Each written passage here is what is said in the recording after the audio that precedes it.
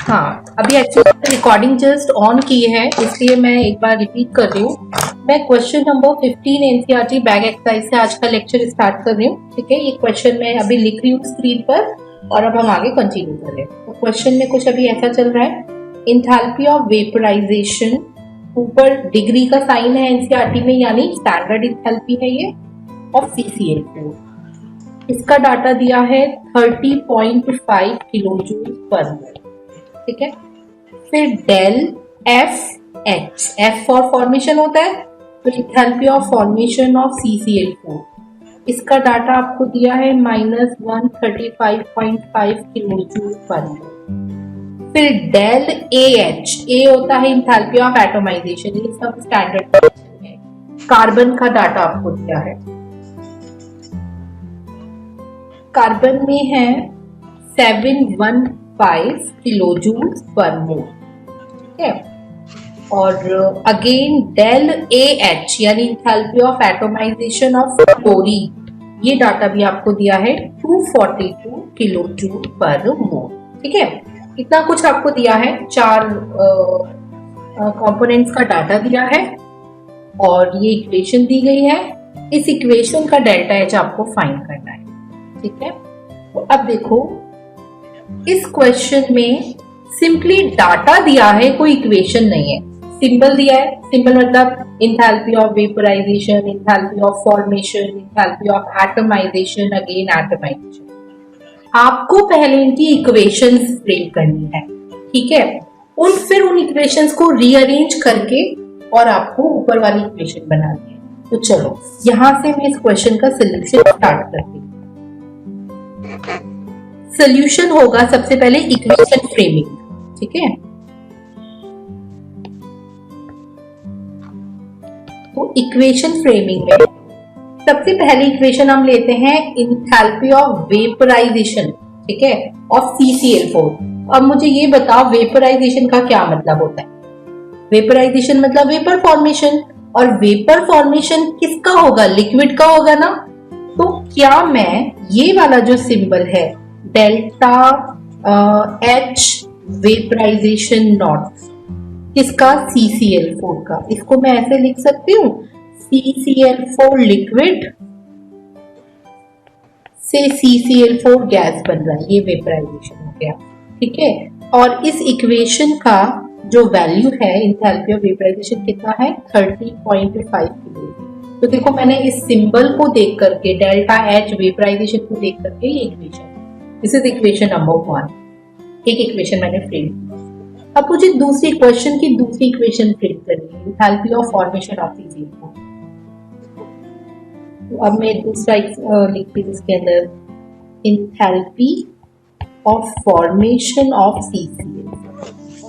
आपको पता है फॉर्मेशन तो प्रोडक्ट का होता है।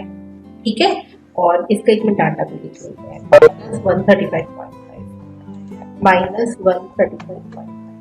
तो बच्चों फॉर्मेशन होता है प्रोडक्ट का, तो यानी CCl4 को फॉर्म करना है, तो मैं CCl4 को किस साइड पे लिखूंगी, प्रोडक्ट साइड पे लिखूंगी। ठीक है, और फॉर्मेशन हमेशा अपने प्योर एलिमेंट से होता है। तो कार्बन टेट्राक्लोराइड, CCl4 में 2 एलिमेंट है, एक कार्बन नाम का एलिमेंट, एक क्लोरीन नाम का एलिमेंट। दोनों को अपनी नेचुरल स्टेट में रखो, कार्बन C फॉर्म में, नेचुरल स्टेट क्लोरीन की Cl2 है, तो ये मैंने इसको बैलेंस कर दिया। और CCl4 की नेचुरल स्टेट होती है लिक्विड, तो ये बन गई इक्वेशन नंबर 2। देख के बताओ ये समझ में आई। एंथैल्पी ऑफ फॉर्मेशन की इक्वेशन, फॉर्मेशन CCl4 का होता है, हर चीज इसमें अपनी नेचुरल स्टेट में बन रही होती है। मतलब आप मुझसे ये पूछ सकते हैं कि मैम आपने CCl4 लिक्विड क्यों लिखा, CCl4 गैस क्यों नहीं लिखा।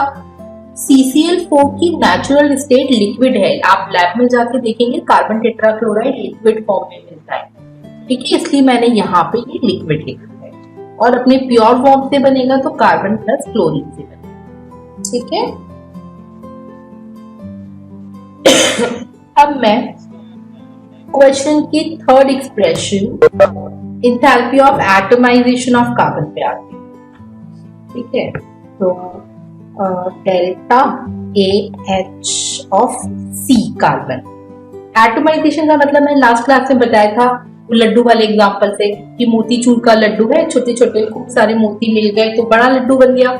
अब अगर इसका एटमाइजेशन करना है तो हर मोती अलग हो जाना चाहिए, ठीक है, हर छोटी बॉल अलग हो जानी चाहिए, है ना, यानी सारे बॉल टूट जाने चाहिए। तो कहने का मतलब अगर मुझे एंथैल्पी ऑफ कार्बन लिखना है तो कार्बन है सॉलिड, और जब कार्बन का हर टुकड़ा हर बॉल अलग हो जाएगी तो वो कैसा बन जाएगा, गैस बन जाएगा। तो ये कार्बन का एटमाइजेशन, ठीक है, सॉलिड से गैस में जाना। ये इसको मैं इक्वेशन नंबर 2 थी, ये इक्वेशन नंबर 3, ठीक है। और इसका डाटा कितना है enthalpy of atomisation carbon 715 kilo joule पर, ठीक। अब चौथा बच रहा है ये वाला chlorine, enthalpy of atomisation of chlorine. इसकी इक्वेशन भी बना दें, तो इसके लिए हम लिखते हैं enthalpy of atomisation of chlorine Cl2। तो एटमाइजेशन में सारी चीजें एटम्स में कन्वर्ट हो जानी चाहिए। तो क्लोरीन तो ऑलरेडी गैस है Cl2, लेकिन ये बॉन्डेड है तो मैं इसको 2Cl कर दूं। देखो ये बन गया एटमाइजेशन ऑफ क्लोरीन। देखो तो समझ में आया क्या? एटमाइजेशन में प्रोडक्ट हमेशा गैस फॉर्म में बनेगा और एटॉमिक फॉर्म में बनेगा। एटम Cl एटम में, Cl2 तो मॉलिक्यूल है, जो रिएक्टेंट में लिखा है ना Cl2 तो मॉलिक्यूल है, वहां मैंने Cl लिखा है, दैट इज एटम, तो अपनी एटॉमिक फॉर्म में बनेगा, that is enthalpy of atomisation. तो ये 4 इक्वेशंस हमने फ्रेम कर ली। अब आपका टारगेट है कि इन चारों इक्वेशंस को इस तरह से अरेंज करो कि वो टारगेट इक्वेशन मिल जाए। कौन सी टारगेट इक्वेशन है? टारगेट इक्वेशन में नीचे लिख देती हूँ। टारगेट इक्वेशन जो क्वेश्चन में दी गई है वो ये है, CCl4 गैस से बनाना है आपको C गैस प्लस 4Cl, ठीक है। ये टारगेट इक्वेशन है पिंक वाली। ऊपर की चारों इक्वेशंस को इस तरह से अरेंज करो कि टारगेट इक्वेशन करो। रफ में करना पहले।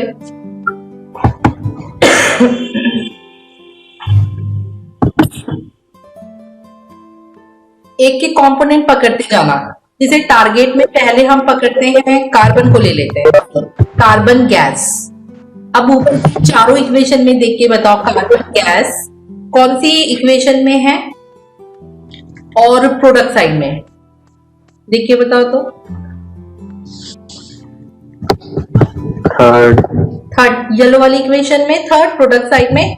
तो मैं पहले इक्वेशन नंबर 3 ले लेती हूँ, कि कहीं से भी स्टार्ट कर दो। इक्वेशन नंबर 3, तो मैंने लिखा कार्बन सॉलिड, इससे बन गया कार्बन गैस। और कार्बन गैस मुझे यहाँ एक ही चाहिए, तो यहाँ पे एक ही है तो काम चल जाएगा। इसका डाटा एज इट इज लिख देते हैं 7, ठीक है। तो इक्वेशन 3 ले लिया, तो कार्बन गैस हमारे पास आ गई। अब मुझे चाहिए 4Cl गैस, Cl एटम्स। बताओ Cl गैस किसमें मिल रही है? Cl एटम्स कौन सी इक्वेशन में मिल रहे हैं? देखिए बताओ 11वीं क्लास, Cl एटम्स किस में मिल रहे हैं? Cl गैस फोर्थ इक्वेशन में मिल रहे हैं। फोर्थ इक्वेशन में को ये मिल गया, ये वाला मिला Cl गैस। और प्रोडक्ट साइड पर ही चाहिए, प्रोडक्ट साइड पर है। लेकिन इसमें एक प्रॉब्लम है कि जो ऑरेंज वाली इक्वेशन है उसमें तो 2 ही Cl गैस है, मुझे तो पिंक वाली इक्वेशन में 4 Cl गैस चाहिए। देखो दिख रहा है ना ये। तो अब मैं क्या करूंगी, ऑरेंज वाली इक्वेशन को 2 से मल्टीप्लाई कर दूंगी। तो मैं लिखूंगी equation number 4 which is multiplied by 2। तो मैं डायरेक्टली 2 से मल्टीप्लाई करके लिखूंगी, it will be 2Cl2 forming 4Cl gas,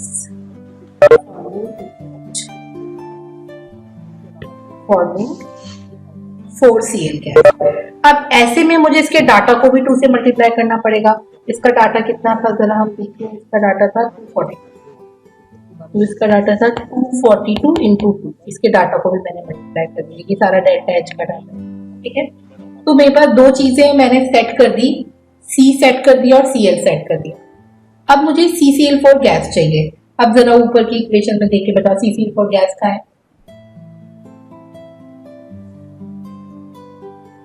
देख के बताओ CCl4 गैस कौन सी इक्वेशन दिख रहा है? इक्वेशन 1 में दिख रहा है, और वो भी किस साइड पे दिख रहा है? प्रोडक्ट साइड पे। लेकिन मुझे तो CCl4 गैस रिएक्टेंट साइड पर चाहिए, तो मैं इक्वेशन 1 को फ्लिप कर दूंगी। ठीक है, फ्लिप यानी रिएक्टेंट प्रोडक्ट इंटरचेंज कर दूंगी। जब भी हम इक्वेशन फ्लिप करते हैं, डाटा के साथ साइन बदल जाता है। ठीक है, यानी इक्वेशन नंबर 1 को मैं रिवर्स कर लिख रही हूं। इक्वेशन नंबर 1 को मैं रिवर्स कर रही हूं। रिवर्स करने का मतलब क्या हो गया? इक्वेशन बनती CCl4 लिक्विड से CCl4 गैस, तो अब बन जाएगी ये CCl4 गैस से CCl4 लिक्विड। ठीक है, अब जैसे ही मैंने इक्वेशन को रिवर्स किया या फ्लिप किया, तो इसका डाटा जो था साइन चेंज हो जाएगा। इसका डाटा था 30.5, तो अब इसका डाटा क्या हो जाएगा? -30.5। ठीक है, अच्छा अब मैम, हाँ जी बोलो। हम ये स्टेप फिर से रिपीट कर दें। बिल्कुल बिल्कुल। मुझे मेरी टारगेट इक्वेशन ये पिंक वाली इक्वेशन है, ये दिखती है पिंक वाली इक्वेशन जिसमें मैंने ग्रीन कलर से सर्किल किया है, ये टारगेट है। इस टारगेट में इक्वेशन 3 से यानी इससे मैंने कार्बन को सेट कर दिया। ठीक है, और इक्वेशन नंबर 4 से मैंने क्लोरीन को सेट कर दिया। ये रहा, इन दोनों इक्वेशन में सेट हो गया। अब मुझे ये रिएक्टेंट CCl4 गैस को रिएक्टेंट पे लाना था, तो ये मुझे कहाँ मिला? CCl4 गैस मुझे यहाँ मिला, इक्वेशन नंबर 1। ये ग्रीन कलर वाली इक्वेशन दिख रही है, ये रहा CCl4 गैस। लेकिन ये तो प्रोडक्ट साइड पर है, तो मैं इक्वेशन को फ्लिप कर दूंगी, रिवर्स कर दूंगी, यानी लिक्विड को उधर लिख दूंगी, गैस को इधर लिख दूंगी। जैसे ही मैं इंटरचेंज करूंगी रिएक्टेंट प्रोडक्ट, ये जो डाटा था 30.5, इसका साइन बदल जाएगा। ये अभी प्लस था तो माइनस हो जाएगा, अगर माइनस होगा तो प्लस हो जाएगा। ठीक है, ये क्लियर हुआ? Yes ma'am. ओके, तो मैंने इसको चेंज किया तो ये डाटा इधर आ गया। अभी भी एक इक्वेशन मेरे पास बच रही है, और एक गौर करिए, ये जो CCl4 लिक्विड है, ये टारगेट इक्वेशन पिंक वाली इक्वेशन में कहीं नहीं है। तो जब ये टारगेट इक्वेशन में नहीं है तो इसे हटाना पड़ेगा। अब इसको हटाने के लिए जो चौथी इक्वेशन बच रही है उसकी हेल्प ले लेते हैं। इक्वेशन नंबर 2 ब्लू वाली इक्वेशन बच रही है, इसकी हेल्प ले लेते हैं। CCl4 लिक्विड इसमें प्रोडक्ट साइड पर है और यहाँ भी प्रोडक्ट है, तो हम इक्वेशन नंबर 2 को रिवर्स कर देते हैं। रिवर्स करने से लिक्विड रिएक्टेंट साइड पे आ जाएगा, तो कटना आसान हो जाएगा। अब की बार मैंने क्या किया, ये जो ब्लू वाली इक्वेशन है कार्बन सॉलिड से 2Cl2 CCl4, इसको उल्टा कर दिया। कार्बन सॉलिड प्लस 2Cl2 और उसे CCl4 लिक्विड, ये मैंने इक्वेशन 2 को रिवर्स कर दिया। इक्वेशन 2 को रिवर्स करते ही इसका जो डाटा था वो भी रिवर्स हो गया। इसका डाटा क्या था? -135 था, तो अभी हो जाएगा +135.5। ठीक है, तो ये डाटा हो गया चेंज इसका। अब इन चारों इक्वेशंस को ऐड करते हैं। Add that,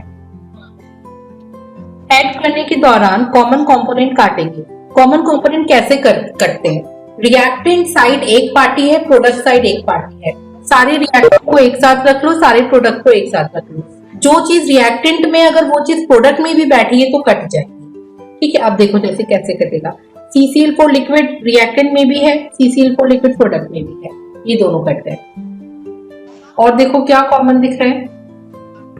carbon solid, carbon solid ये रहा, कार्बन सॉलिड ये रहा, कार्बन सॉलिड भी कट गया।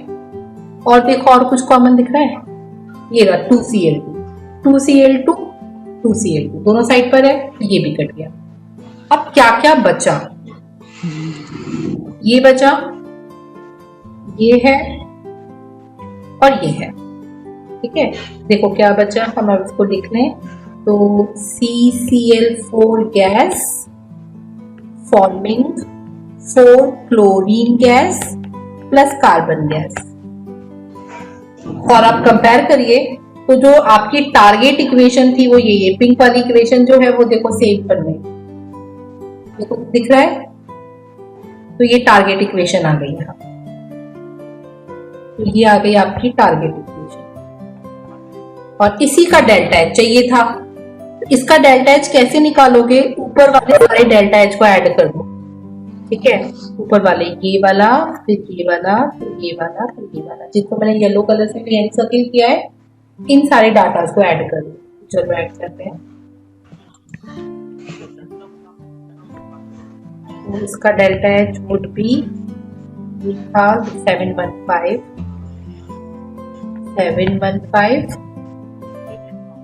Plus 2 into 242 minus 30.5 plus 135. ठीक है, इन सबको आप ऐड कर देंगे, जो भी साइन है प्रोबेबिलिटी इसके साथ में, और आपका आंसर क्या हो गया? कौन स्माइल कर रहा है? अनिकेत, शिवांग। चलो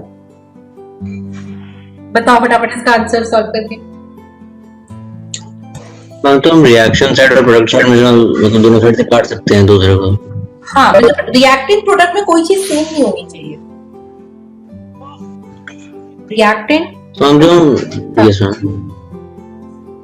हाँ बोलो बेटा। जो काटेंगे तो मैम वो जैसे कि हमने सीएस को काटा था, उसमें से एक लिक्विड होता तो नहीं काट सकते थे ना? नहीं काट, सेम स्टेट होनी चाहिए, बिल्कुल फिजिकल स्टेट भी सेम होनी चाहिए। सॉलिड सॉलिड से ही कटेगा, लिक्विड लिक्विड से ही कटेगा।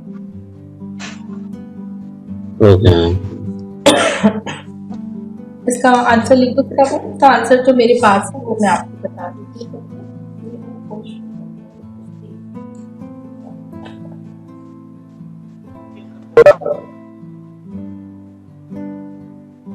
इसका जो मेरे पास आंसर है वो है 1304 किलो जूल पर मोल। 1304 किलो जूल पर मोल। ठीक है, देखो ये आ रहा है क्या? अब इस क्वेश्चन में एक चीज और पूछी है, ये क्वेश्चन का फर्स्ट पार्ट है।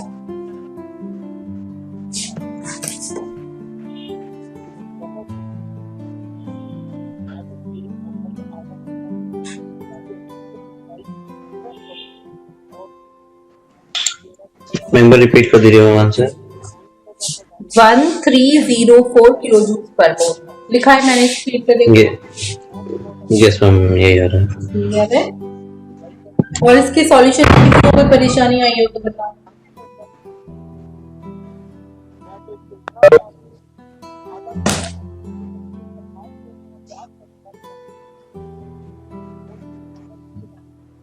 हो गया?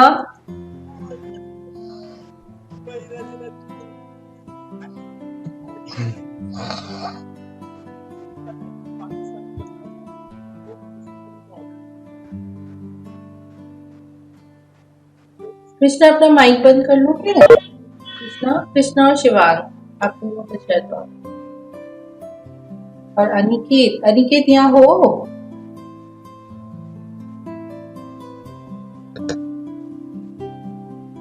हाँ देखो तो 11 क्लास ये हो गया। मैं स्क्रॉल करूँ स्क्रीन? Yes ma'am. ओके जी। अब अच्छा, इस क्वेश्चन में एक और पार्ट पूछा है, वो ये है बॉन्ड एनर्जी आपको फाइंड करनी है। बॉन्ड एनर्जी या बॉन्ड एंथैल्पी एक ही बात है दोनों का। किसकी? Carbon chlorine bond which exist in CCl4। तो ये कैसे करोगे? देखो CCl4 का स्ट्रक्चर क्या होता है? ये होता है कार्बन के अराउंड 4 क्लोरीन ऐसे जुड़ गए। शुड आई से कि एक CCl4 में 4 कार्बन क्लोरीन बॉन्ड है। एक CCl4 में 4 कार्बन क्लोरीन बॉन्ड है।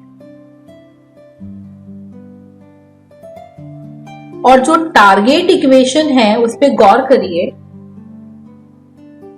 ये वाली टारगेट इक्वेशन, इस टारगेट इक्वेशन में चारों बॉन्ड टूटे हैं। CCl4 पूरी तरह से टूटा, 4 क्लोरीन के टुकड़े बने, एक कार्बन का टुकड़ा बना। चारों बॉन्ड टूटे, तब इतनी एनर्जी का चेंज आया। तो मैं आपसे जानना चाहती हूं कि अगर एक बॉन्ड टूटता तो कितनी एनर्जी का चेंज आता? अब क्या लिखेंगे?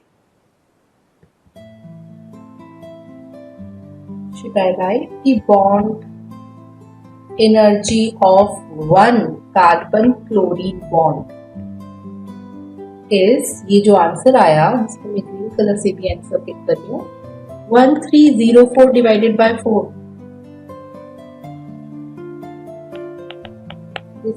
ये 4 बॉन्ड एक साथ टूटे ना, उसकी एनर्जी है। तो मुझे तो एक बॉन्ड टूटने की एनर्जी देखनी है 1304, तो मैंने 4 से डिवाइड कर दिया। देख के बताओ 11th क्लास की बात समझ में आ रही है क्या? किसी को परेशानी इसमें?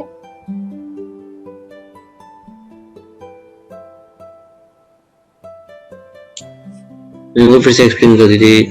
बिल्कुल, इसमें मैं आपको ये कह रही हूँ कि जो टारगेट इक्वेशन बनाई है, इस टारगेट इक्वेशन में गौर करिए। CCl4 ऐसा हुआ करता था, 4 बॉन्ड इसके अलावा, ठीक है। और अब ये टूट गया पूरी तरह से, चारों बॉन्ड टूट गए, 4 टुकड़े क्लोरीन, 1 टुकड़ा कार्बन, चारों बॉन्ड टूटे। जब 4 बॉन्ड टूटे तो इतना एनर्जी का चेंज आया, और आपसे एक बॉन्ड टूटने का एनर्जी चेंज पूछा गया है। Bond enthalpy of carbon chlorine यानी एक बॉन्ड एनर्जी। तो आप क्या करेंगे, ये जो 4 बॉन्ड की बॉन्ड एनर्जी है 1304, इसको डिवाइड कर दो 4 से, तो एक बॉन्ड की बॉन्ड एनर्जी हो जाएगी।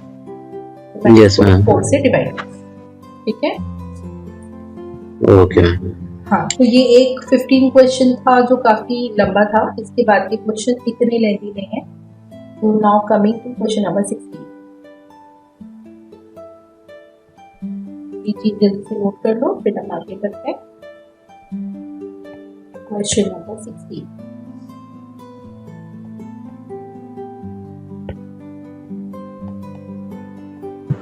Excuse me ma'am. हाँ बोलो। मैम मुझे फॉर्मेशन वाले डेफिनेशन में डाउट है कि उसमें ये नहीं था कि रिएक्टेंट 1 मोल होने चाहिए। नहीं, फॉर्मेशन किसका होता है? रिएक्टेंट का होता है कि प्रोडक्ट का होता है, बताओ। प्रोडक्ट का होता है। तो जिसके बारे में बात हो रही है वो 1 मोल। जैसे कंबशन है, कंबशन किसका होगा? रिएक्टेंट का होगा। किसी चीज को जलाओगे तो वो रिएक्टेंट साइड पर लिखी जाएगी। तो जिसका कंबशन हो रहा है यानी रिएक्टेंट 1 मोल होना चाहिए। फॉर्मेशन में प्रोडक्ट फॉर्म हो रहा है तो प्रोडक्ट 1 मोल होना चाहिए। अच्छा, ओके। ठीक है, जिसके रेफरेंस से बात हो रही है वो वाली एंटाइटी होनी चाहिए।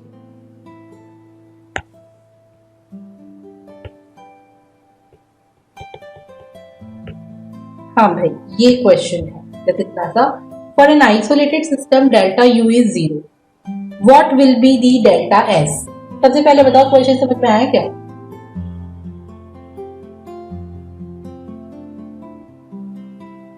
इसका मैं पहले भी तुम्हें हिंट दे चुकी हूँ। पढ़ के बताओ ये वाला क्वेश्चन, कुछ समझ में आ रहा है इसमें?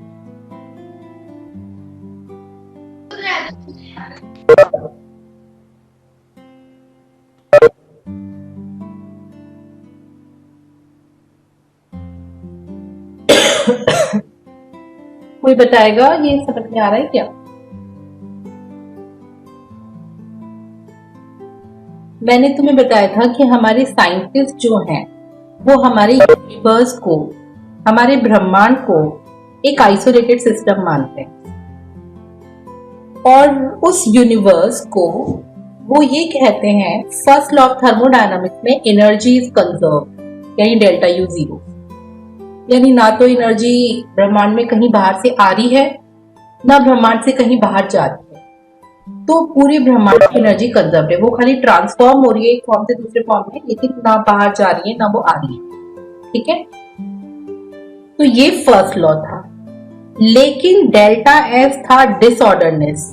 हमारे ब्रह्मांड में हर जगह पर हर टाइम कंटिन्यू रिएक्शंस हो रही हैं अपने आप। जो भी अपने आप रिएक्शन हो रही हैं तो उनमें हमेशा डिसऑर्डरनेस बढ़ती जा रही है, ऑर्डरनेस खत्म होती जा रही है और डिसऑर्डरनेस बढ़ती जा रही है। तो हमारे ब्रह्मांड की एनर्जी तो कंजर्व है लेकिन एंट्रोपी लगातार बढ़ रही है, और हमारे ब्रह्मांड को हम मानते हैं आइसोलेटेड सिस्टम। ठीक है, आइसोलेटेड यानी थर्मस फ्लास्क जैसा। ठीक है, थर्मोडायनामिक्स की भाषा में। तो एक बताओ तो अब डेल्टा S में क्या लिखूं? If delta S is increasing, that means should I write कि it is positive? मुझे लिखना चाहिए पॉजिटिव, या कुछ बुक्स इस पे ऐसा भी लिखती है delta S is greater than G. ठीक है, 0 से बढ़ता जा रहा है ये, तो दिस इज द आंसर। आप यहाँ पे ये लिख सकते हैं कि जो आइसोलेटेड सिस्टम है ये हमारे यूनिवर्स हम मानते हैं,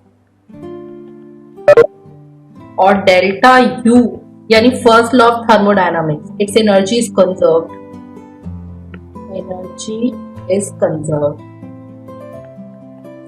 लेकिन जो डेल्टा एस है इंट्रोपी इज इंक्रीजिंग कंटिन्यूअसली। ठीक है, एक तो ये इसका एग्जाम्पल है, इसका आप लोगों को एक एग्जाम्पल और देती हूं।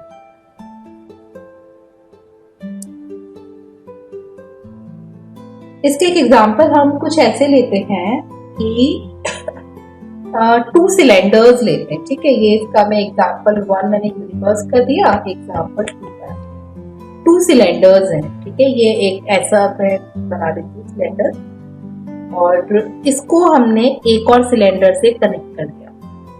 ठीक है, बीच में हमने अभी स्टॉप कॉक लगा रखी है, तो ये सिलेंडर ए है, ये सिलेंडर बी है, और जो दोनों की वॉल्स हैं वो आइसोलेटेड है, इंसुलेटेड है। ठीक है, ये इंसुलेटेड वॉल्स बना दी, थर्मस फ्लास्क जैसी वॉल्स बना दी। ठीक है, अब इसके अंदर सपोज मैंने हाइड्रोजन गैस भर दी, इसमें मैंने ऑक्सीजन गैस भर दी। ठीक है, यहां पर ये स्टॉप कॉक लगी थी, यानी हाइड्रोजन अपने सिलेंडर में थी, ऑक्सीजन अपने सिलेंडर में थी। अब मैंने क्या किया कि इस स्टॉप कॉक को हटा दिया, इसको मैंने हटा दिया। ठीक है, जैसे इसको हटाया तो यहां से रास्ता खुल गया, और हाइड्रोजन इधर जाने लगी, ऑक्सीजन इधर आने लगी, यानी मिक्सिंग ऑफ गैसेस होने लगी। यानी यहाँ पे क्या होने लगा, मिक्सिंग ऑफ गैसेस। अब क्योंकि थर्मस फ्लास्क जैसे सिस्टम में थी, है ना, तो इसलिए मिक्सिंग के दौरान एनर्जी तो सेम रही, डेल्टा यू 0 रहेगा। ठीक है, एनर्जी यानी ना तो ये ट्यूब्स गर्म हुई सिलेंडर्स, ना ये सिलेंडर्स ठंडे हुए। ठीक है, 1 मिनट में आ रही।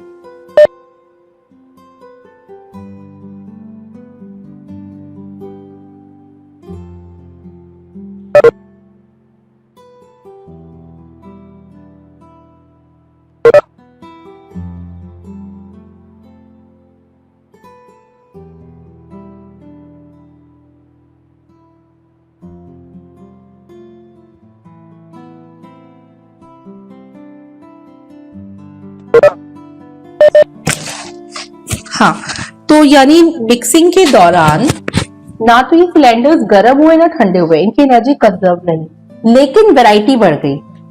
ठीक है, लेकिन वैरायटी बढ़ गई, तो वैरायटी इंक्रीज हो गई, यानी इंट्रोपी इंक्रीज हो गई। ठीक है, डिसऑर्डरनेस बढ़ गई, तो इंट्रोपी बढ़ गई थी। ठीक है, तो ये आप एक बढ़ने को आप पॉजिटिव भी लिख सकते ना। ठीक है, तो ये आप इस बात को एक दूसरे एग्जाम्पल से भी समझ सकते हो। देखो ये बात समझ में आई क्या? क्वेश्चन नंबर 16 की मैं बात कर रही हूँ, एनसीईआरटी पैटर्न। मैम मिक्सिंग पे डेल्टा यू 0 है, फिर से बता दो। कौन सा वाला? एग्जाम्पल 2 की जब आप बात कर रहे हैं, यस मैम। इसमें हमने 2 सिलेंडर्स लिए हैं जिनकी वॉल्स जो है इंसुलेटेड हैं। ठीक है, तो और इन दोनों को हमने एक ट्यूब से कनेक्ट किया है। तो एक सिलेंडर में हाइड्रोजन गैस है, एक में ऑक्सीजन गैस फिल्ड है। जब हमने बीच में से स्टॉप कॉक हटा दिया, दोनों गैसेस आपस में मिक्स होने लगी। मिक्सिंग के दौरान बाहर ना तो एनर्जी जा रही थी ना एनर्जी आ रही थी, तो इनका डेल्टा यू यानी एनर्जी कंजर्व रही, इंटरनल एनर्जी चेंज 0 रहा। लेकिन मिक्स होने के बाद अब दोनों सिलेंडर में हाइड्रोजन और ऑक्सीजन 2 वैरायटी की गैसेस हो गई। तो जब वैरायटी बढ़ जाती है तो हम कहते हैं कि डिसऑर्डरनेस बढ़ गई, यानी कि इंट्रोपी बढ़ गई। ठीक है, तो इसलिए यहाँ पे डेल्टा एस बढ़ गया। देखो मैं क्या ये वाली बात? यस। ओके, मैं स्क्रीन स्क्रॉल कर रही हूँ। अब आते हैं क्वेश्चन नंबर 17 पर। क्वेश्चन, ये इंपॉर्टेंट क्वेश्चन है, इस पे इंपॉर्टेंट मार्क करो कि आप लोग के स्कूल में बहुत ज्यादा पूछा जाता है। For the reaction at 298 kelvin, reaction कुछ ऐसा है। 2A plus B formula C, इसका डेल्टा H आपको दिया है 400 किलो जूल पर मोल और इसका डेल्टा S आपको दिया है 0.2 किलो जूल पर मोल। ठीक है, at what temperature, at what temperature will the reaction become spontaneous, become spontaneous considering delta H,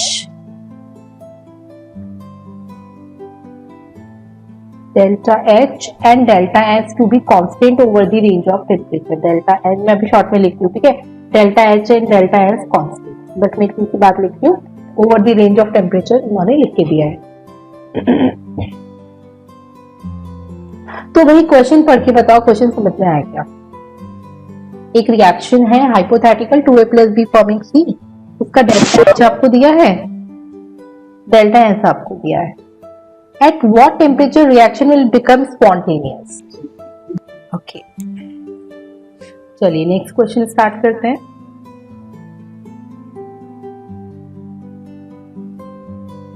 ऐसे एक क्वेश्चन और दे रही हूं एटम्स एंड मॉलिक्यूल वाला, इसको आप लोग ट्राई करेंगे। मैंने आपको दिया है 32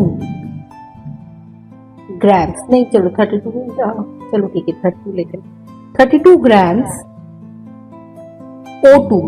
should I say कि O2 is a molecule, it is family of 2 atoms, so 32 gram oxygen O2 is given। ठीक है, calculate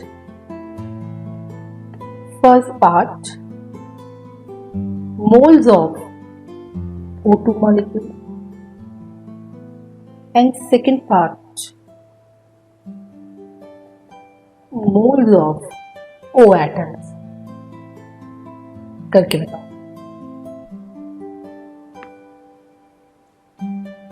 अब अगेन ध्यान रखना मॉलिक्यूल की इंफॉर्मेशन है या एटम की है।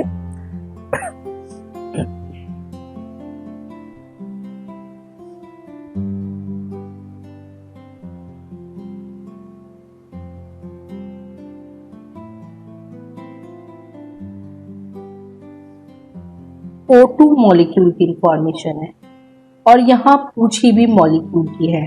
सीधे सीधे फॉर्मूला लगाओ, mole equals to weight by molar weight. Weight कितना है 32 ग्राम और मोलर वेट भी 32 है, तो शुड आई से कि 1 मोल ही आ गया। अब मैंने पूछा कि moles of O atoms find करने हैं। अब आप बोलोगे अच्छा अगर मुझे मॉलिक्यूल को ब्रेक करना पड़ेगा तब एटम्स बनेंगे, तो ये ऐसे था, यानी ये था 1 मॉलिक्यूल और इससे मुझे 2 टुकड़े 2 एटम्स मिल गए 1 and 2, तो यानी 1 मोल अगर O2 होता है तो उससे 2 मोल्स ऑफ O एटम्स मिल जाएंगे। यही आंसर हो गया। देखो ऊपर 1 मोल ही है ना, देखो ठीक है क्या, 2 मोल्स ऑफ ऑक्सीजन एटम्स। ये समझ में आया?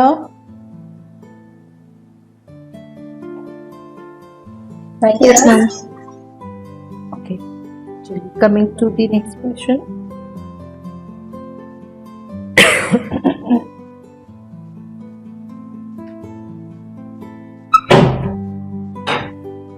Calculate the number of molecules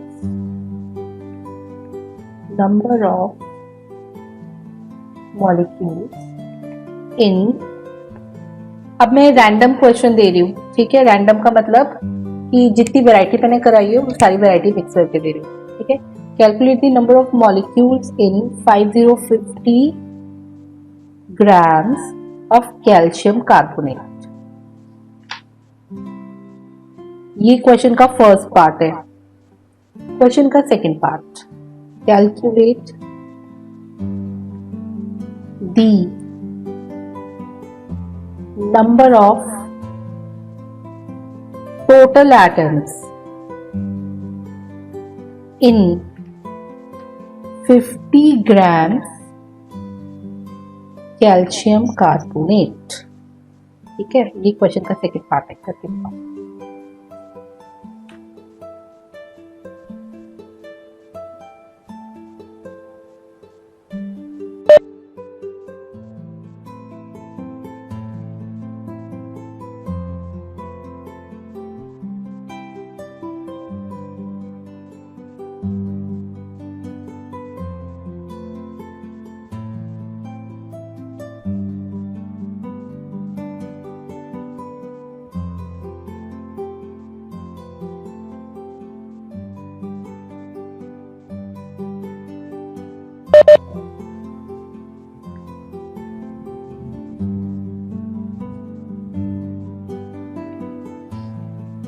हाँ बच्चों, फर्स्ट पार्ट में गौर करना, किसकी इंफॉर्मेशन है? Calcium carbonate. कैल्शियम कार्बोनेट है आपका मॉलिक्यूल, कैल्शियम कार्बोनेट मॉलिक्यूल है आपका।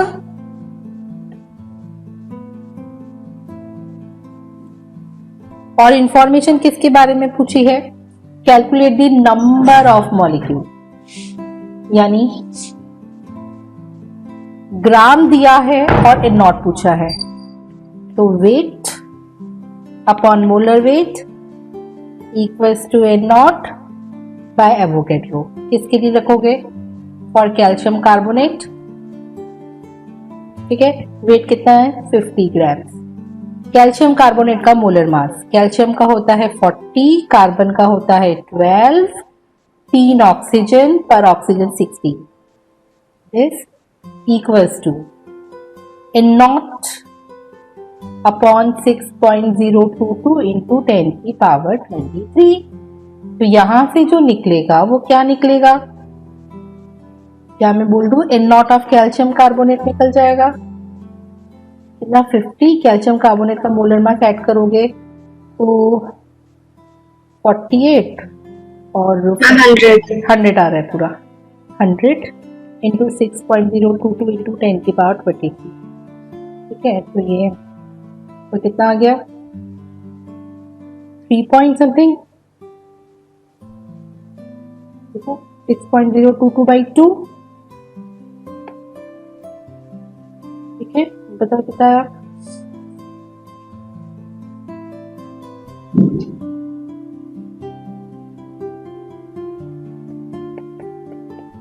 देखना,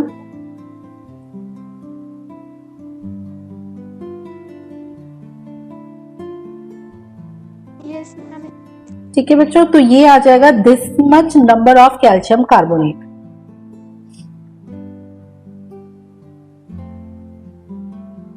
अब क्वेश्चन का second part, calculate the number of total atoms in 50 grams calcium carbonate.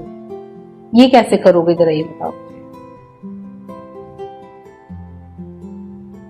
Total atoms, जब भी एटम्स की बात होगी तो आपको मॉलिक्यूल तोड़ना पड़ेगा। तो कैल्शियम कार्बोनेट को तोड़ो, Ca plus C plus 3 oxygen, यानी एक कैल्शियम, एक कार्बन और 3 ऑक्सीजन। बताओ तो कितने एटम्स बने टोटल? चुराई से 5 एटम्स बन गए। कब? जब ये एक मॉलिक्यूल था। तो यानी अगर 1 मोल कैल्शियम कार्बोनेट नाम का मॉलिक्यूल होता है तो इसकी फैमिली में मुझे 5 मोल टोटल एटम्स मिलेंगे। 5 मोल्स एटम्स है ना, 5 मोल टोटल मुझे एटम्स मिलेंगे। अब ऊपर है कितना मोल? इतना मोल है, मोल था कि क्या था? 011 into 10 raised to the power 20. अच्छा मोल, तो ठीक है, तो यहाँ कर दे 50/100 अगर मोल्स हो कैल्शियम कार्बोनेट मॉलिक्यूल के, तो मुझे कितने मोल एटम मिल जाएंगे? 5 इंटू 50/100। एक मिनट जरा मुझे क्वेश्चन देखते हैं, तो क्वेश्चन क्या था? मोल पूछा है कि नंबर पूछा है? अच्छा, calculate the number of atoms, sorry. ठीक है, तो नंबर ऑफ एटम्स में तो मोल की भाषा में निकाला हमने, तो भाई हम तो ऐसे ही कर सकते हैं डायरेक्ट। एक मिनट बच्चों, मैंने मोल की टर्म में निकाल दिया, मैं जरा इसे इरेज करती हूँ या मैं इसे कट कर देती हूँ इसके लिए। ठीक है, इसको ऐसे नहीं करो, यहाँ पे हम इक्वेशन तोड़िए, मुझे नंबर ऑफ पार्टिकल की भाषा में चाहिए, तो मैं अब ये लिखूंगी कि अगर एक मॉलिक्यूल कैल्शियम कार्बोनेट है तो मुझे 5 एटम्स मिलते हैं। अब ये कितने मॉलिक्यूल हैं? ये इतने मॉलिक्यूल है, 3.0 है ना, जो भी है, तो 3.011 इंटू 10 की पावर 23 मॉलिक्यूल्स अगर कैल्शियम कार्बोनेट के हो जाए तो मुझे कितने इसके 5 टाइम्स मिल जाएंगे? 11 इंटू 10 की power 23, this much number of total atoms. देख के बताओ, जो मैंने अभी यहाँ किया समझ में आया क्या? Yes, ma'am. ठीक है, तो ये इस तरह के इसके मोल के क्वेश्चंस आते हैं। अच्छा, अब मैं तुम लोग को कुछ क्वेश्चन की प्रैक्टिस करवा रही हूँ, फॉर्मूला मेकिंग वाली। ठीक है, केमिकल फॉर्मूला मेकिंग जो है उस पर आते हैं। तो अब मैं क्वेश्चन ले रही हूँ। Question is right chemical formula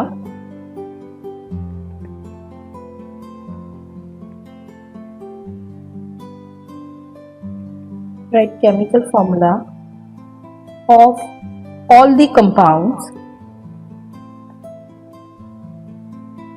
that can be formed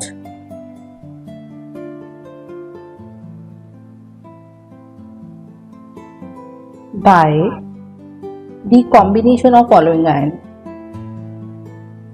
by the combination of following ions. कौन कौन से आयंस हैं यहाँ पे आपको दिए? Calcium +2, potassium plus, iron +3, chloride and sulphate. इन सब को आपस में मिला के, अब देखो प्लस प्लस से कभी नहीं मिलता, प्लस हमेशा माइनस के साथ ही कंबाइन करेगा, ऐसे ही माइनस माइनस के साथ कंबाइन नहीं करता, लाइक चार्जेस कंबाइन नहीं करते, ऑपोजिट चार्जेस ही कंबाइन करेंगे। ठीक है, तो चलो बनाना स्टार्ट करते हैं। पहले एक एग्जांपल मैं आपको देती हूँ, आगे के आप लोग कुछ करेंगे।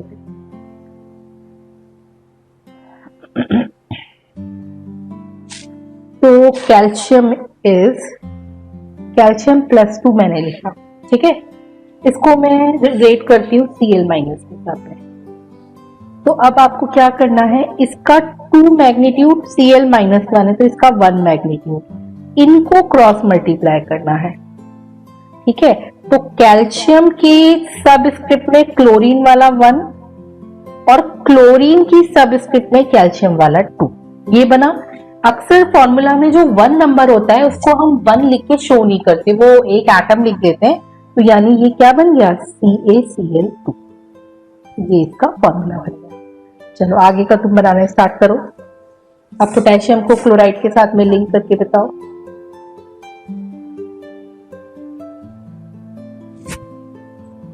Ma'am, KCl. ठीक है, KCl इधर भी 1 है और इधर भी 1 है, दोनों नंबर्स को मल्टीप्लाई करोगे तो बन जाएगा KCl। आयरन +3 के साथ क्लोराइड कंबाइन करो। Ma'am, FeCl3. FeCl3, 3 क्लोरीन की सबस्क्रिप्ट में और 1 जो है आयरन की सबस्क्रिप्ट में, it is coming out to be FeCl3। बिल्कुल। अब सल्फेट लेना है तीनों के साथ, तो कैल्शियम के साथ हम लेते हैं SO4 2-। फिर बताओ, इधर भी 2 और इधर भी 2, जब दोनों साइड पर सेम चार्जेस होते हैं तो हमेशा उनका सिंपल रेशो लिखा जाता है। ठीक है, तो आप यहाँ पे ऐसे नहीं लिखोगे CA2 और SO4 आप डायरेक्टली तो है सिंप्लीफाई करके इसको लिख दोगे CaSO4। समझ में, 2 इधर और 2 इधर, और वो भी सिंप्लीफाई हो जाएगा, कट जाएगा, फिर CaSO4 आएगा। और फिर मैम आप- अगर यहाँ पे 3 हाँ। होता तो फिर SO4 का होल होके तब 3 लगता ना। अगर दोनों मैग्नीट्यूड डिफरेंट है, अब जैसे नेक्स्ट एग्जांपल देखो, तब लगेगा होल करके, है ना। यहाँ पे पोटेशियम +1 है और यहाँ पे 2 है, तो अभी होल वाला आगे आएगा, मैं बताऊंगी आपको ब्रैकेट कब लगेगा। ठीक है, नेक्स्ट अब वही वाला आ रहा है। तो बच्चों इसमें 1 इधर 2 इधर, तो K2SO4। ठीक, नेक्स्ट इज आयरन +3 और SO4 2-, तो 3 इधर आएगा, 2 यहाँ आएगा, Fe2 SO4 का होल थ्राइस। अब यहाँ पे गौर करना, मैंने SO4 पर ब्रैकेट लगाया होल थ्राइस में, बाकी किसी में नहीं लगाया।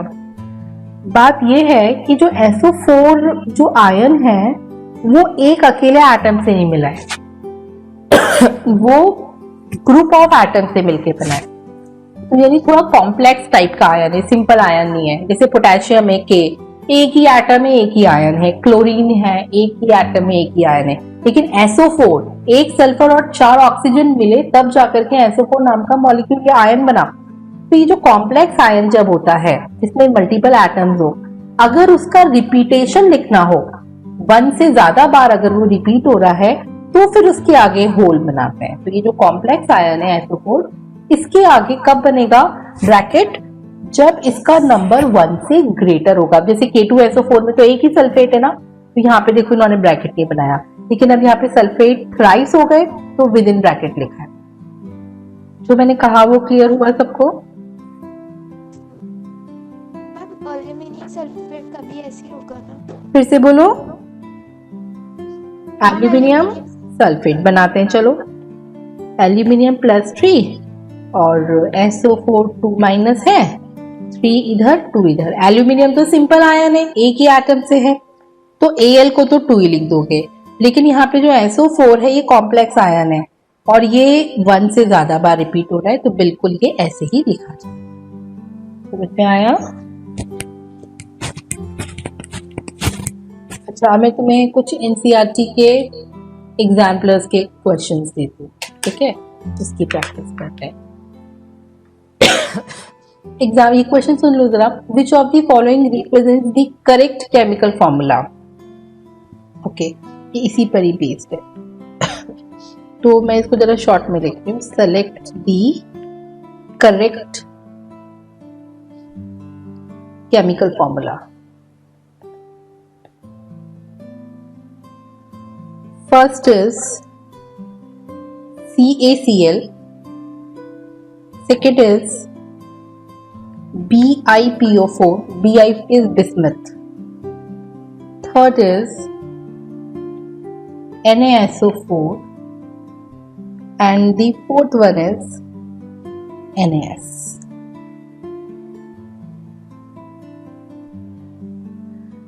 तो इसमें चारों को सॉल्व करते हैं। सबसे पहले CaCl, तो आपको पता होना चाहिए, क्या पता होना चाहिए बताओ तो, क्या पता होना चाहिए? कैल्शियम पे हमेशा +2 का चार्ज होता है, क्लोरीन पे -1 का चार्ज। तो जब आप इनको क्रॉस मल्टीप्लाई करेंगे तो क्या आ जाएगा? CaCl। ये फर्स्ट पार्ट का सोल्यूशन है, तो फर्स्ट पार्ट गलत है क्योंकि वहां पे CaCl मेंशन है। फिर सेकेंड पार्ट पर आते हैं। सेकेंड पार्ट में बच्चों आप लोग को ये वाली बात पता होनी चाहिए, तो मैं अभी बता देती हूँ। बिस्मथ जो होता है इसमें +3 का चार्ज होता है, ठीक है, और फॉस्फेट पर -3 का चार्ज होता है। आप जरा करके बताओ तो, दोनों ही नंबर 3 है, क्रॉस मल्टीप्लाई होके क्या होगा? सिंप्लीफाई होंगे, सिंप्लीफाई होंगे तो क्या बन जाएंगे? BiPO4 बन जाएगा। तो सेकेंड ऑप्शन इज करेक्ट, ठीक है। हम थर्ड वाला पार्ट भी अभी कर रहे हैं, थर्ड एंड फोर्थ भी करके देखेंगे। सोडियम पर कितना चार्ज होता है तुम लोगों को हमेशा पता होना चाहिए। सोडियम पे +1 होता है, SO4 पे कितना चार्ज होता है? -2 होता है। 1 को इधर ले जाओ, 2 को इधर ले जाओ, क्या बन गया? Na2SO4 बन गया। अच्छा, ऐसे ही जो फोर्थ पार्ट है NaS बताओ। Sodium is having +1 and sulphur is having -2 charge, 1 and 2 और मल्टीप्लाई किया, क्या बन रहा है Na2। ठीक है, तो only B second option is correct and rest 3 options are wrong. देखो समझ में आया क्या?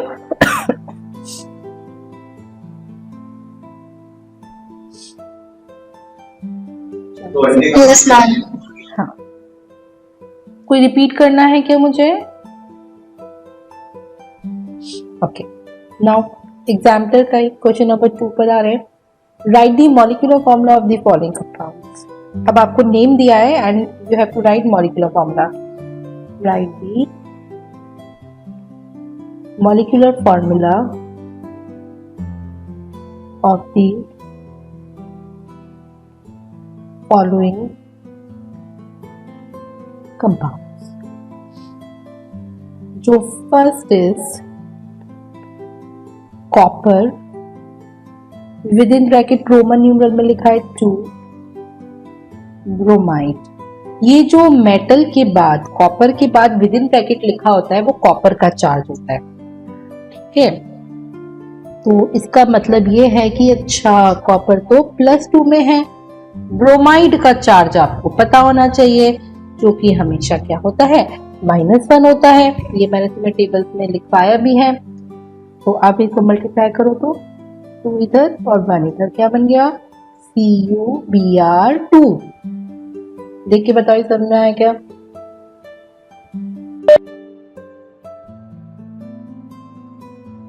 Yes ma'am. चलो सेकेंड पार्ट पर आते हैं। एल्यूमिनियम 3 नाइट्रेट, एल्यूमिनियम 3 नाइट्रेट, बताओ कैसे बनाओगे? एल्यूमिनियम 3, तो ये जो रोमन नंबर में 3 है वो एल्यूमिनियम का चार्ज है, एल्यूमिनियम +3। और नाइट्रेट क्या होता है?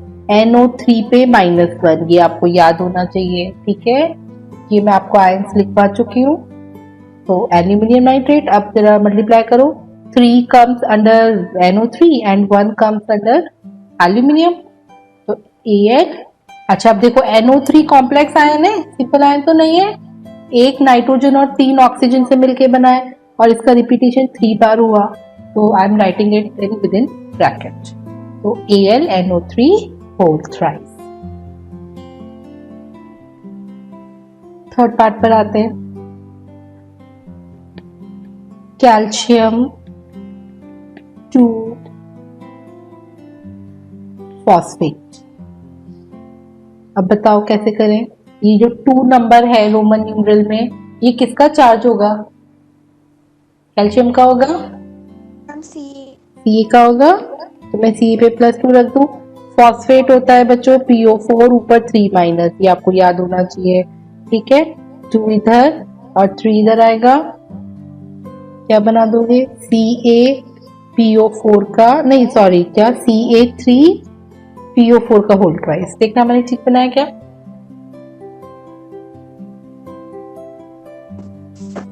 Yes ma'am. Then fourth part, iron 3 sulphide. तो अब बताओ कैसे करें? आयरन 3 सल्फाइड, 3 जो है वो किसका चार्ज होगा? आयरन का होगा, iron is Fe+3। Sulphide, sulphide is sulphur पर -2। ठीक है, दोनों नंबर्स को क्रॉस मल्टीप्लाई करो, it is coming out to be Fe2S3। देखो मैंने ठीक लिखा क्या?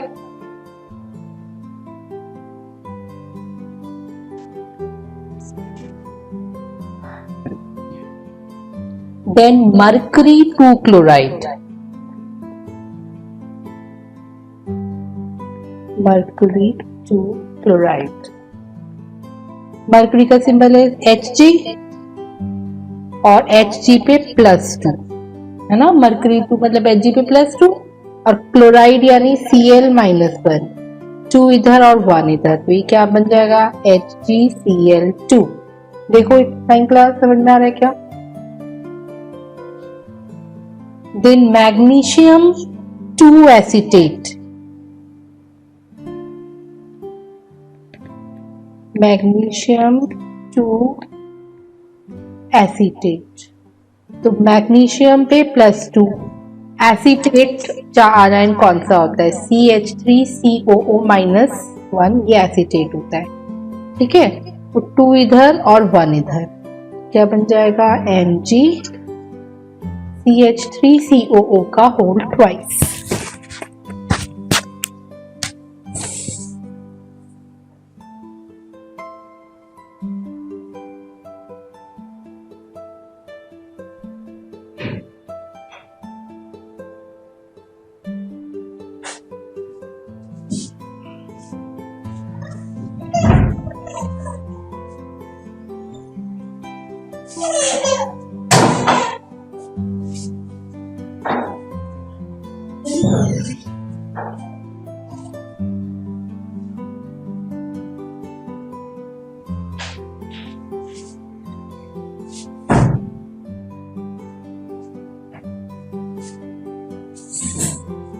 ठीक है बच्चों, नेक्स्ट आगे बढ़ते हैं।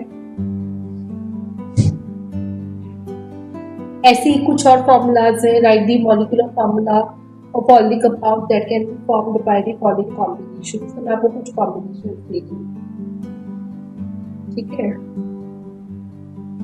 इट्स क्वेश्चन नंबर 3 पर आते हैं। राइट दी फॉर्मूला, शॉर्ट में ऐसे लिखें, ठीक है। Right the formula. First is copper +2 and iodide, I- यानी iodide। Then आपके जॉब।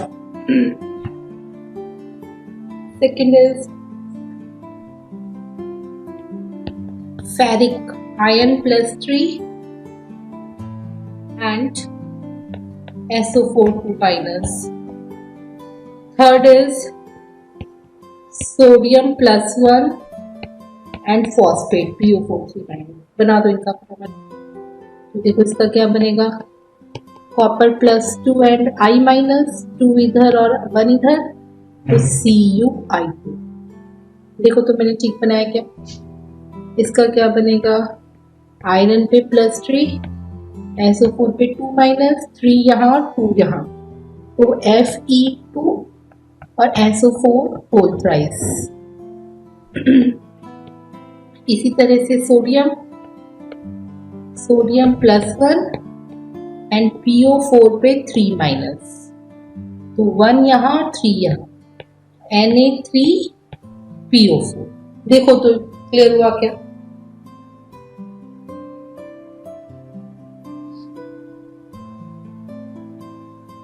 Yes ma'am. ठीक है, तो इस तरह से फॉर्मूला मेकिंग हो जाएगी।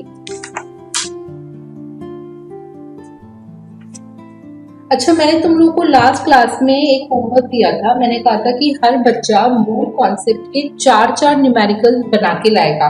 वो बन गए?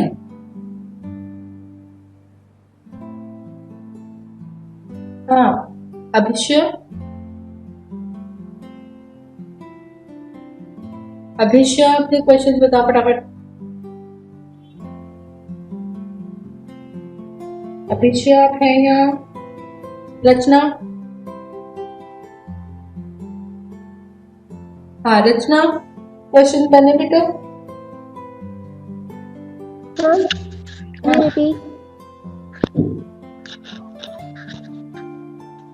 क्वेश्चन बने रचना?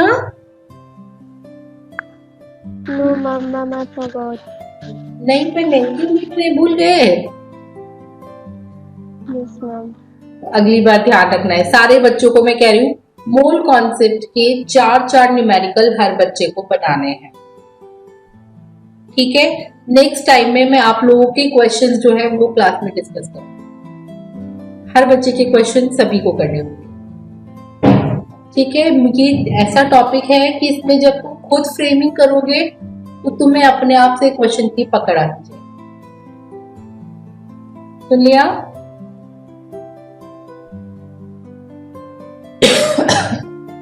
तो इसमें आज की क्लास 9 क्लास फिर मैं इतना ही रख रही हूँ।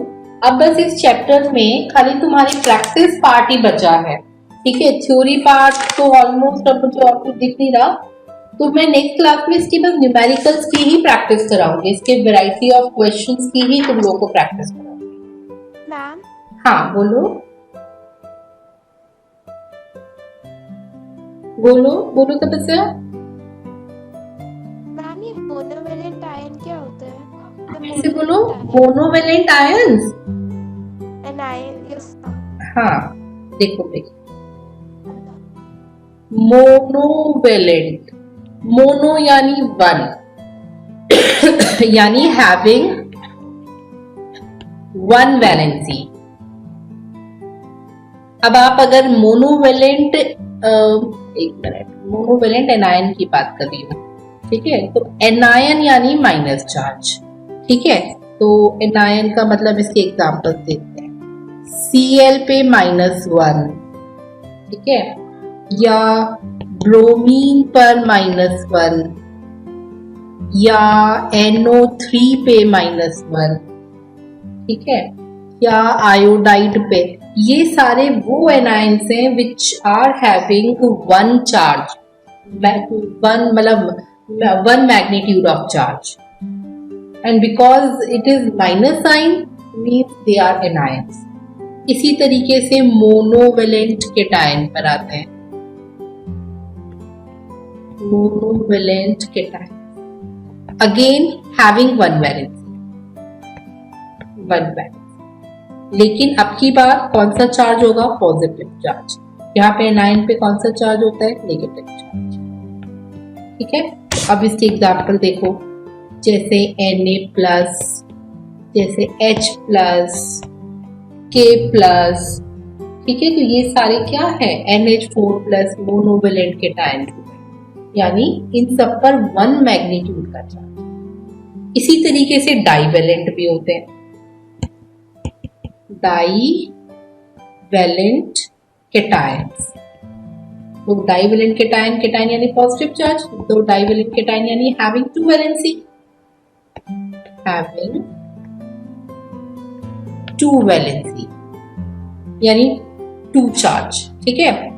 तो कैसे लिखोगे डाइवेलेंट केटायन? जैसे कॉपर +2 हो गया, कैल्शियम +2 हो गया, बेरियम +2 हो गया।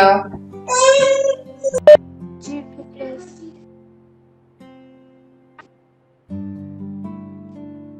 Ma'am, I have dropped a question in the chat box. Could you please tell me how to solve that?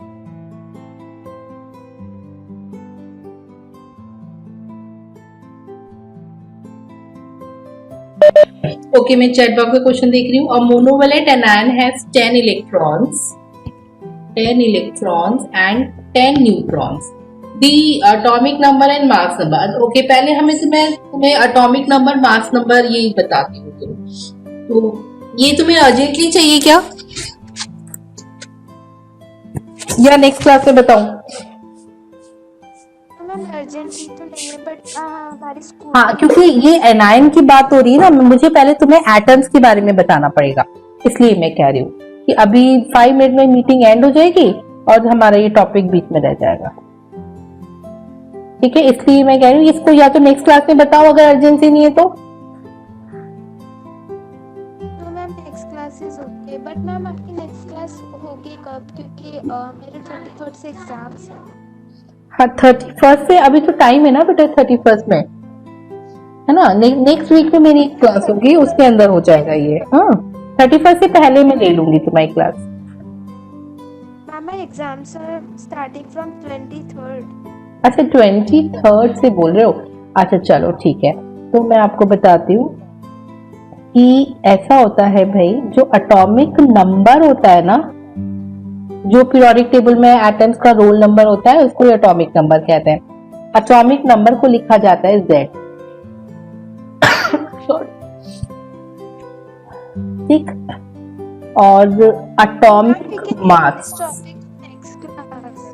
Atomic mass को लिखा जाता है ए, ठीक है।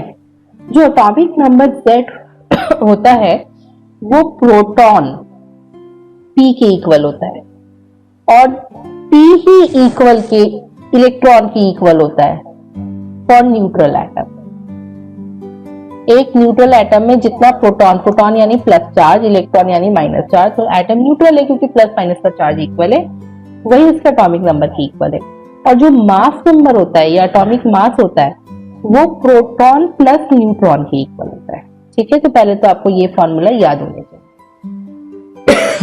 अब जैसे एक एग्जांपल लेते हैं कि अच्छा एक मिनट, तो एलिमेंट है, कोई एलिमेंट का मैंने सिंबल ले लिया x, तो उस एलिमेंट में a ऊपर लिखा जाएगा, z नीचे लिखा जाएगा, ठीक है।